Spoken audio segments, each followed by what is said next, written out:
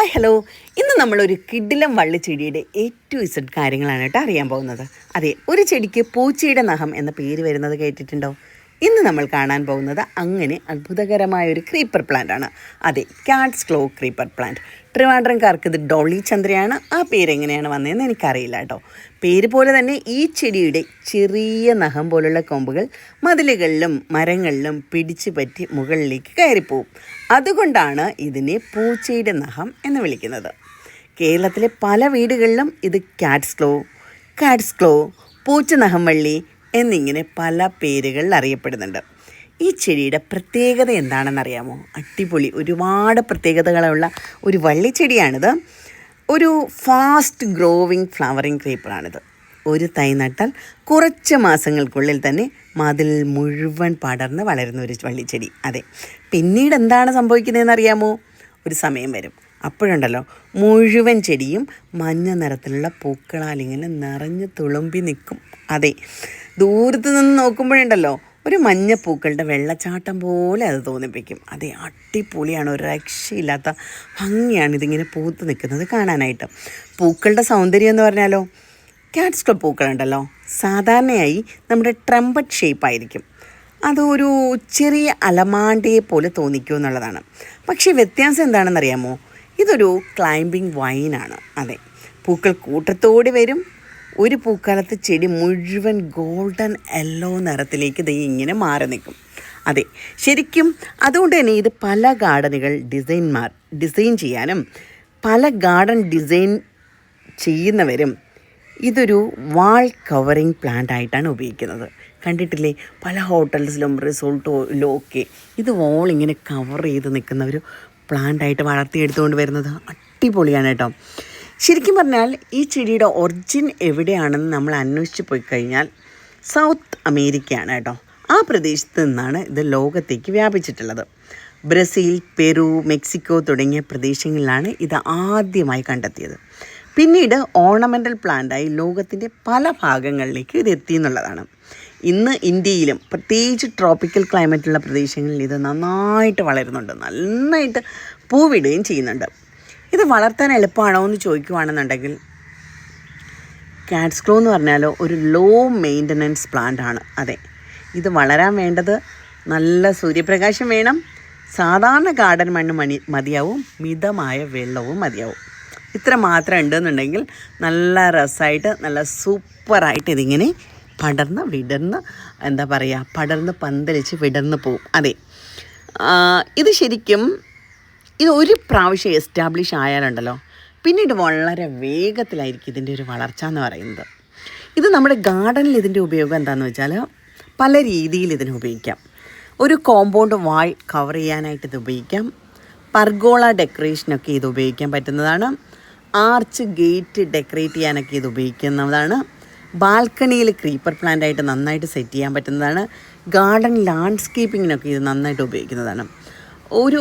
നമ്മൾ നട്ട് ഒരു വർഷം കഴിഞ്ഞാലുണ്ടല്ലോ ഇതൊരു നാച്ചുറൽ ഗ്രീൻ കട്ടൺ പോലെ മാറും. അതായത് നമുക്ക് പൂക്കളില്ലാത്ത സമയത്തായിരുന്നാലും ഇത് നമ്മുടെ ഗാർഡനിൽ കാണാനൊരു സൂപ്പർ വൈബാണ് തരുന്നത്.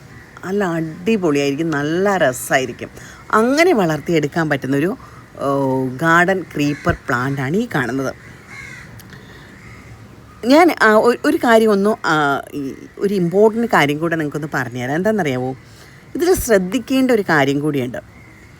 കാറ്റ്സ് ക്ലോ എന്ന് വെച്ചാൽ വളരെ ഫാസ്റ്റായിട്ട് ഗ്രോ ചെയ്യുന്ന ഒരു ചെടിയാണ്.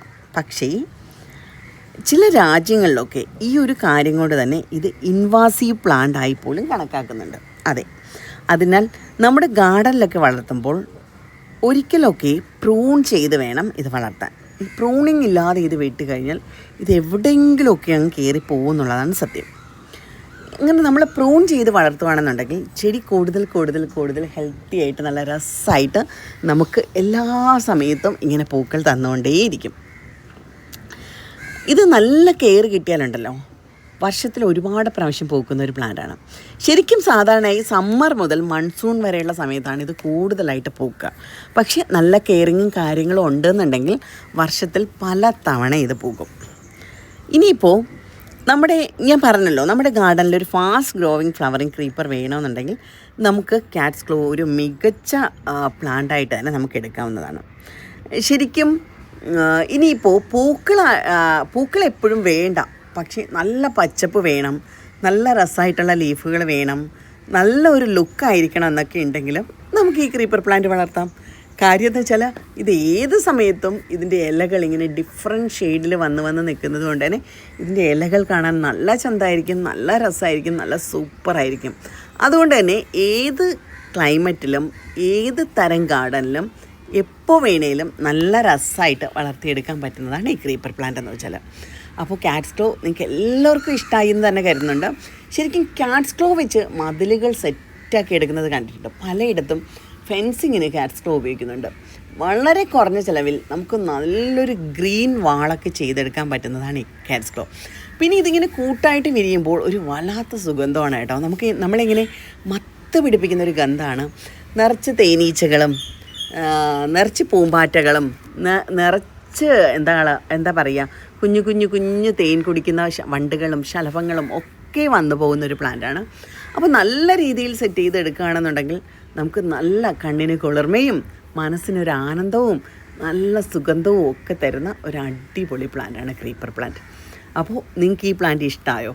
നിങ്ങൾ പലരുടെയും വീട്ടിൽ ഇത് ഉണ്ടാവുമോ എന്നുള്ളത് എനിക്കറിയാം. കാര്യം നമ്മൾ തന്നെ ഏതാണ്ട് 19,000 തൈകളോളം ഇതിൻ്റെ വിറ്റിട്ടുണ്ട് എന്നാണ് എനിക്ക് തോന്നുന്നത്. കാര്യം അത്രത്തോളം തൈകൾ നമ്മളിത് സെയിൽ ചെയ്തിട്ടുണ്ട്.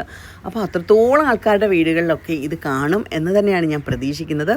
എന്തായാലും നിങ്ങളുടെയൊക്കെ വീട്ടിൽ വിരിയുന്നുണ്ടെങ്കിൽ ഉറപ്പായിട്ട് അതിൻ്റെ സുഗന്ധവും അതിൻ്റെ ലുക്കും അതിൻ്റെ ഭംഗിയും ഒക്കെ നിങ്ങൾക്ക് ആസ്വദിക്കാൻ പറ്റിയിട്ടുണ്ടെങ്കിൽ തീർച്ചയായിട്ടും നിങ്ങൾ കമൻറ്റ് ചെയ്യുക. എന്തായിരുന്നു കാറ്റ്സ് ക്ലോ വെച്ചിട്ട് നിങ്ങളുടെ ഒരു എക്സ്പീരിയൻസ് എന്നുള്ളത്.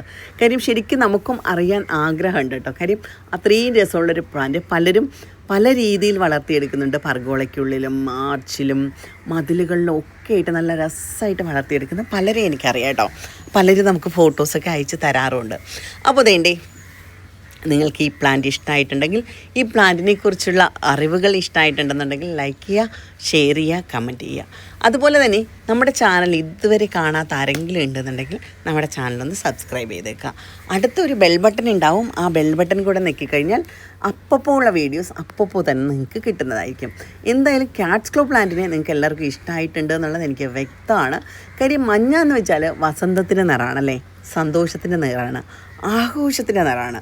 അപ്പോൾ ശരിക്കും കാറ്റ്സ് ക്ലോ പൂക്കൾ നമ്മുടെ വീട്ടിൽ വിരിയുമ്പോൾ നമുക്ക് ഉള്ളിലൊരു ആഘോഷമാണ്, നമ്മുടെ വീട്ടിലൊരു ആഘോഷമാണ്. നിങ്ങൾ ഓരോരുത്തരും നിങ്ങളുടെ വീട്ടിൽ ഇത് ഉണ്ടെന്നുണ്ടെങ്കിൽ നിങ്ങളത് ഫീൽ ചെയ്ത് അറിഞ്ഞിട്ടുണ്ടാവും അല്ലേ. മൊത്തത്തിൽ എന്താ പറയുക, വരാനും നിൽക്കാനും ഫോട്ടോ എടുക്കാനും കാണാനും ഒക്കെ ഉള്ളൊരു കൗതുകം. എന്തായാലും നിങ്ങൾക്ക് ഇഷ്ടമായി എന്ന് കരുതുന്നു. അപ്പോൾ അടുത്ത ദിവസം അടുത്ത വീഡിയോ ആയിട്ട് വരുന്നവരേക്കും ടാറ്റാ.